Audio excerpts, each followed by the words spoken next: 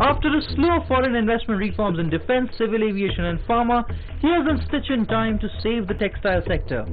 The financial incentive package has a clear mission. Zoom past Bangladesh and Vietnam, which in the previous decade have taken advantage of rising labor costs in China. जो नए देश इसमें प्रभावी बन सकते हैं, उसमें इकोनॉमीज ऑफ स्केल का एडवांटेज हमारे साथ है और इसलिए यह तय हुआ कि इस सेक्टर को बूस्ट देने के लिए कुछ विशेष कदम उठाए जाएं। The 6,000 crore rupees textile package aims to make India a leader in garment exports and hopes to push garment exports to $57 billion annually and create 1 crore jobs in 3 years. Tax breaks are a big part of the government strategy, with relaxation for eligibility of income tax exemptions and an additional 10% subsidy for technology upgradation also part of the package.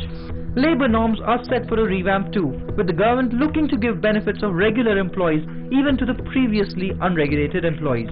Employees making less than 15,000 rupees a month will be able to opt out of EPF payments, with the government looking to incentivize job creation in the sector.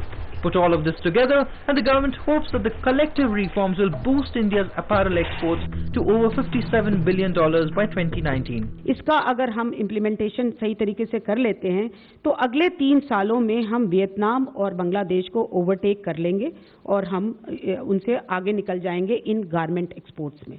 The message coming in from the Prime Minister's office is clear. Make India the leader in textile goods in 3 years. After all, a slowdown in China will perhaps help us get a bigger shot of the global fabric. Gaurang Sinha, ET Now, New Delhi.